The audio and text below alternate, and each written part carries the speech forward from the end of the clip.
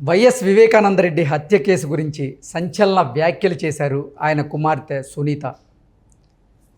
YS Vivekananda Reddy హత్య కేసుకు ఆ ఇద్దరికీ సంబంధం ఉందని, అవినాష్ రెడ్డి అలాగే భాస్కర్ రెడ్డి వైఎస్ వివేకానందరెడ్డి హత్య కేసులో కీలక పాత్ర పోషించారని, రానున్న ఎన్నికల్లో జగన్మోహన్ రెడ్డి గెలిస్తే తన తండ్రి హత్య కేసుకి అన్యాయం జరిగిద్దని, న్యాయం జరగదని, కాబట్టి వైసీపీకి ఓటు వేయొద్దు అంటూ కూడా అభ్యర్థించారు సునీత గారు. ఈ నేపథ్యంలో అసలు ఈ కేసు ఎన్ని మలుపులు తిరగబోతుంది, ఏ మలుపులు తిరిగే అవకాశం ఉంది అనే అంశానికి సంబంధించి మనతో మాట్లాడేందుకు ప్రముఖ సీనియర్ జర్నలిస్ట్ డివిఎస్ గారు మనతో ఉన్నారు. సార్తో మాట్లాడదాం. సార్ నమస్తే. సార్ నమస్తే. సార్, సునీత వైఎస్ వివేకానందరెడ్డి హత్య కేసులో సంచలనమైనటువంటి వ్యాఖ్యలు అయితే చేశారు. వైఎస్ వివేకానందరెడ్డి హత్య కేసులో ఆ ఇద్దరి పాత్ర ఉంది, వైఎస్ అవినాష్ రెడ్డి అలాగే భాస్కర్ రెడ్డి కీలక పాత్ర పోషించారు, రానున్న ఎన్నికల్లో జగన్మోహన్ రెడ్డి గనక గెలిస్తే తన తండ్రి హత్య కేసుకి న్యాయం జరగదు, సో ఎట్టి పరిస్థితుల్లో వైసీపీకి ఓటు వేయకండి అంటూ కూడా ఆవిడ అభ్యర్థించారు సునీత గారు. ఏంటి సార్, ఈ కేసు ఏ మలుపులు తిరిగే అవకాశం ఉంది, తిరగబోతుంది అంటే ఏం చెప్తారు? పిచ్చి తల్లి, పాపం పిచ్చి తల్లి సునీతారెడ్డి తండ్రి హత్య జరిగి 5 ఏళ్ళు తిరిగింది. గల్లీ నుంచి ఢిల్లీ దాకా తిరిగింది. తండ్రి హత్య నిజాలు బయటికి తేవాలి, హంతకుల్ని బయట పెట్టాలి అని ఒక పోరాటం చేస్తారు. ఆడబిడ్డలందరికీ కూడా నిజంగా ఆమె ఇవాళ సునీత చేస్తున్న పోరాటం ఇవాళ ఆంధ్రప్రదేశ్లో మహిళలంతా చూస్తున్నారు. ఏది అమానుష హత్య, కిరాతకంగా చంపారు. అది ఆయన మామూలు వ్యక్తి కాదు. ఆయన ఏంటి, ఒక ముఖ్యమంత్రికి తమ్ముడు, ఒక ముఖ్యమంత్రికి బాబాయ్. అలాంటి వ్యక్తిని బాత్రూంలో అతి కిరాతకంగా 7 గొడ్డలి వేట్లు, 2 లీటర్ల బ్లడ్. ఆయన ఏంటి, ఆయన లోక్సభ సభ్యుడు, మంత్రి, కౌన్సిల్లో ఉన్నాడు, అసెంబ్లీలో ఉన్నాడు, రాజ్యసభ తప్ప అన్ని సభలు చూశాడు. 30 ఏళ్ల రాజకీయ జీవితం. అలాంటి వ్యక్తి ఇంతవరకు హంతకులను పట్టుకోలేదంటే, ఆయన కూతురు ఇంత పోరాటం చేస్తోందంటే, చివరికి విసిగి వేసారి ఇవాళ ఇంకో 14 రోజుల్లో 5 ఏళ్ళు నిండుతాయి. రేపు మార్చి 14 వస్తుంది కదా, మార్చి 14 2019 జరిగింది. ఆ రాత్రి మార్చి 15 ఉదయం అన్నమాట. అందుకని ఇవాళ ఢిల్లీలో అందరినీ కలిసి ఆఖరిసారి ప్రెస్ మీట్ పెట్టిందనమాట సునీత. ప్రెస్ మీట్ పెట్టి ప్రజా కోర్టే ఇక కోరుకుంటారు, ప్రజల అండ కోరుకుంటారు. ఏంటి, హంతకులను బయట పెట్టడంలో ప్రభుత్వం విఫలమైంది, దర్యాప్తు సంస్థలు విఫలమయ్యాయి, న్యాయస్థానాలు ఇంతవరకు కొలిక్కి రాలేదు, విఫలమైనట్టే లెక్క మనకి కనపడుతున్న దీంట్లో చూస్తే. ఇప్పుడు ఎక్కడికి వచ్చి నీకు సునీత ఎవరిని అడుగుతోంది? ఇంతవరకు ఈ పోరాటంలో తనకు అండగా ఉన్నటువంటి అందరికీ ధన్యవాదాలు చెప్పింది, మీడియా సంస్థలకి, ప్రజలకి, ఇప్పుడు చంద్రబాబు గారికి, పవన్ కళ్యాణ్ గారికి, చాలా మందికి, అన్ని పార్టీలకు చెప్పింది, అన్ని ప్రజా సంఘాలకి చెప్పింది, అందరికీ చెబుతూ తన పట్ల సానుభూతి చూపించినందుకు ధన్యవాదాలు చెప్పి ఏమంటోంది, ఇక ప్రజా కోర్టే శరణ్యం. ఏంటి, ప్రభుత్వం న్యాయం చేయలేదు, కోర్టులు సుదీర్ఘ కాలయాపన, 5 ఏళ్ళు అయిపోయింది. గత ఎన్నికల్లో ఏ హత్యను అయితే ఉపయోగించుకుని గెలిచాడో జగన్మోహన్ రెడ్డి, అతను ఈ 5 ఏళ్లలో బాబాయ్ హంతకుల్ని బయటపెట్టలేకపోయాడు, పైపెచ్చు వాళ్ళ కొమ్ము కాశాడు. అలాంటి పరిస్థితుల్లో ఆమె ఇవాళ ఒక ప్రెస్ నోట్ కూడా రిలీజ్ చేసింది, మీడియాలో స్పష్టంగా చెప్పింది అనమాట. ఏంటి ఇవాళ సునీత మాట్లాడింది, మీరు చెప్పిందే.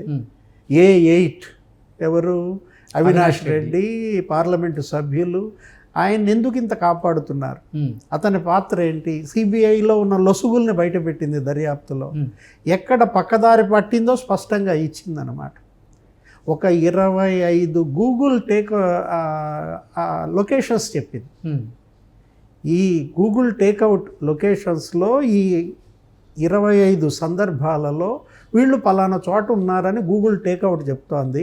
అవినాష్ రెడ్డి వాళ్ళందరూ కూడా, గంగిరెడ్డి, ఈ కొన్ని నంబర్లు ఇస్తూ వీటిపైన ఎందుకని ఛార్జ్షీట్లో ఒకటి పెట్టారు, అప్పటికి మొదటి ఛార్జ్షీటు. తర్వాత అడిషనల్ ఛార్జ్షీట్ వేశారు.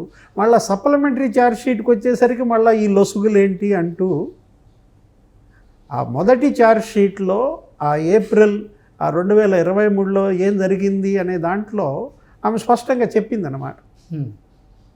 ఏంటి? హత్య జరిగింది. హత్య జరిగిన తరువాత తెల్లవారుజామున 1:50 ఏమో ఉంటుంది ఒక టైం. ఆ టైంలో అవినాష్ రెడ్డి వాట్సాప్ కాల్స్ ఏంటి, వాట్సాప్ మెసేజ్లు ఏంటి, ఎవరికి వెళ్ళాయి, ఇది సిబిఐ బయట పెట్టింది. గూగుల్ టేక్అవుట్ చూపించింది. కానీ మళ్ళీ తర్వాత ఎందుకు వదిలేశారు అని చెప్పి. అదే సమయంలో హత్య ఆయుధం తీసుకుని బయటకు వచ్చాడు ఎవరు? హంతకుడు. అతని గూగుల్ టేక్అవుట్ ఏమైనా వచ్చింది? అవినాష్ రెడ్డి ఇంట్లో వచ్చింది 1:58కి. స్పష్టంగా కనపడుతోందన్నమాట. ఏంటి? అవినాష్ రెడ్డి ఇంట్లో ఇతను ఉన్నాడు అని చెప్పి. ఆయుధం తీసుకుని గొడ్డలో ఏదో ఉంది కదా, ఆ గొడ్డలి ఇందాక చెప్పాం కదా మనం, 7 గొడ్డలి వేట్లు అన్నమాట. ఒక మాజీ ముఖ్యమంత్రి తమ్ముడు రాజశేఖర్ రెడ్డి ఆత్మ ఘోషిస్తోంది. తన తమ్ముడింత కిరాతక హత్యకు గురవడం అనేది ఆ అన్న మరి క్షోభిస్తోంది అనమాట. ఇప్పుడు ఏమని చెప్తోంది? సునీల్ యాదవ్, నేను చెప్పిన ఈ హంతకుడు, ఇతను A4 ఎంతో ఉంటుంది, అతను ఆ టైంలో ఆయుధంతో బయటకు వచ్చాడు, పలానా వాళ్ళ ఇంటికి వెళ్ళాడు, గూగుల్ టేక్అవుట్ చెప్తోంది. సేమ్ అంతే. ఇప్పుడు ఆ తర్వాత ఈయన ఎవరెవరికి మాట్లాడారు, ఏమేమి మాట్లాడారు, ఏంటి వాట్సాప్ కాల్స్ అవినాష్ రెడ్డి ఆ టైంలో. అసలు జగన్మోహన్ రెడ్డికి ఇది ఎన్నింటికి తెలిసింది? సునీతారెడ్డికి తెలియడానికన్నా ముందే జగన్మోహన్ రెడ్డికి తెలిసింది. ఎవరి ద్వారా తెలిసింది? మేనిఫెస్టో కమిటీ ఏదో సమావేశం అయింది ఆ టైంలో, ఎర్లీ మార్నింగ్. ఈ మేనిఫెస్టో కమిటీలో 3 ఎవరు? కల్లం అజయ్ రెడ్డి, ఉమారెడ్డి వెంకటేశ్వర్లు, వాళ్ళు కూడా వచ్చి మాట్లాడారు. కల్లం అజయ్ రెడ్డి కూడా ఆ రోజు సిబిఐకి వాంగ్మూలం ఇచ్చారు. కాకపోతే మళ్ళీ ఆయన అడ్డం తిరిగారు. నేనేదో పిచ్చాపాటిగా మాట్లాడాను, అతనేమి అది వాంగ్మూలం అని చెప్పలేదు. ఆయన కూడా చెప్పాడనమాట. ఏమని? జగన్మోహన్ రెడ్డి పైనుంచి ఏదో కబురు వచ్చింది, మా మేనిఫెస్టో కమిటీ మీటింగ్లో ఉన్నాము, పైకి వెళ్ళారు, పైకి వచ్చి కిందకు వచ్చారు, బాబాయ్ నోమోర్ అన్నాడు, ఇక మేము బయటకు వచ్చాం మేనిఫెస్టో కమిటీ.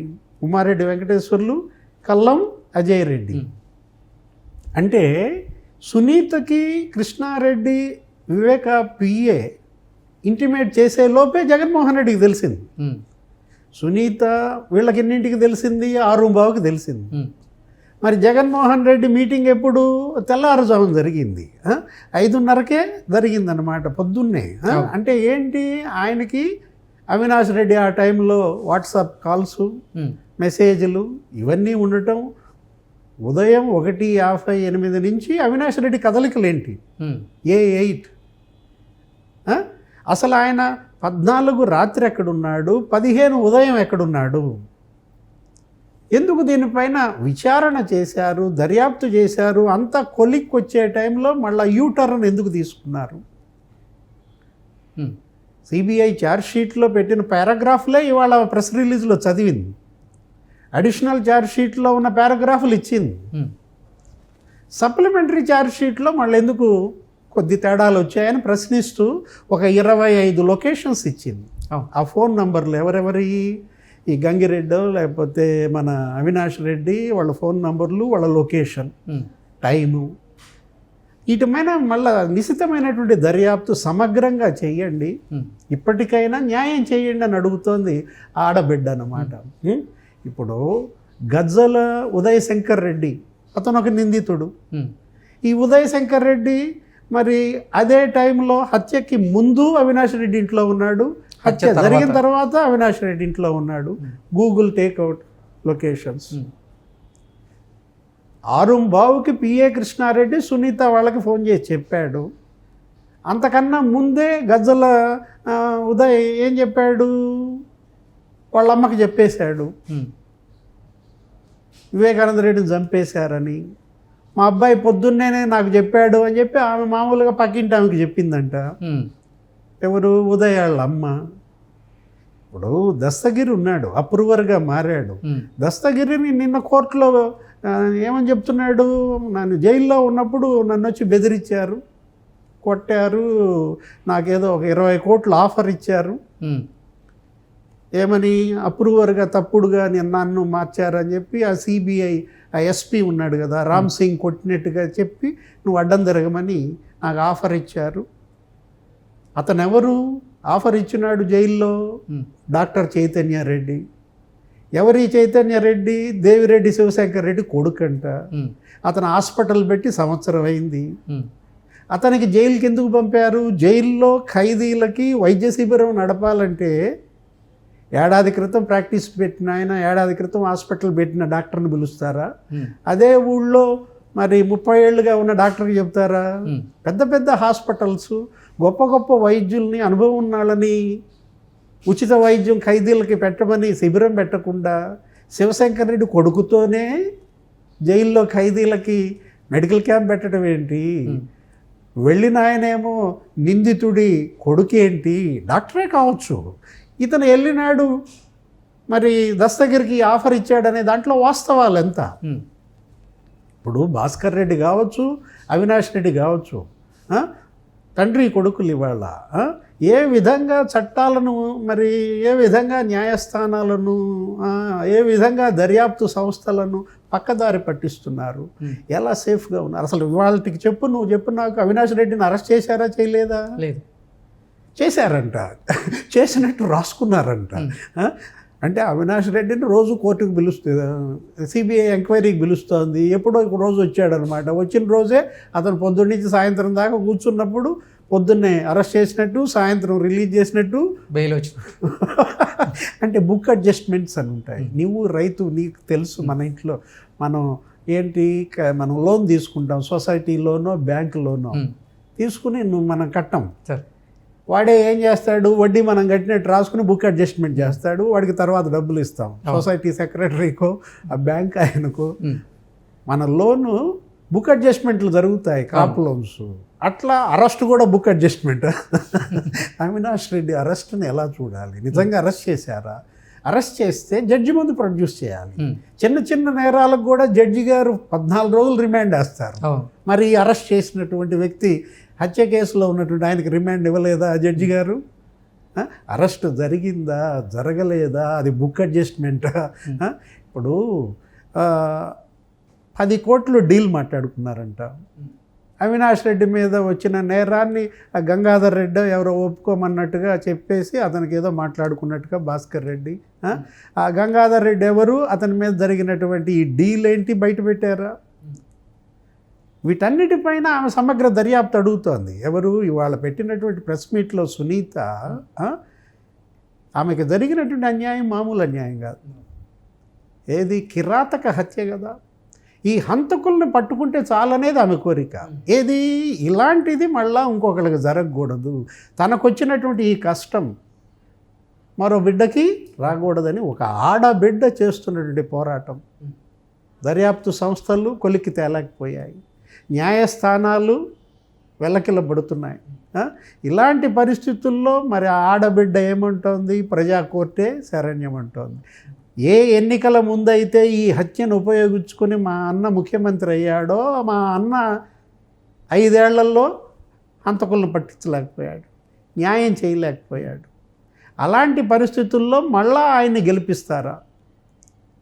లేదు హంతకులను పట్టించేటటువంటి ప్రభుత్వాన్ని తెస్తారా అనే దాంట్లో అసలు ఆమె వాళ్ళ ప్రజా కోర్టులో ఈ బంతి తన్నింది. ఇప్పుడు వివేకానంద రెడ్డి హత్య కేసు ఆ బాల్ ఇప్పుడు ఎక్కడికి వచ్చింది? ప్రజా కోర్టులోకి వచ్చింది. ఇక ప్రజలే తేల్చాలన్నమాట. ఏది, ఎవరైతే హంతకులకు ఏ పార్టీ అయితే కొమ్ము కాస్తుందో ఆ పార్టీని ఓడించటం, హంతకులను పట్టించటం, 5 ఏళ్ల సుదీర్ఘ పోరాటం చేస్తున్నటువంటి ఆడబిడ్డకి అండగా ఉండటం రాష్ట్ర ప్రజల కనీస బాధ్యత. Exact. Okay sir, thank you sir.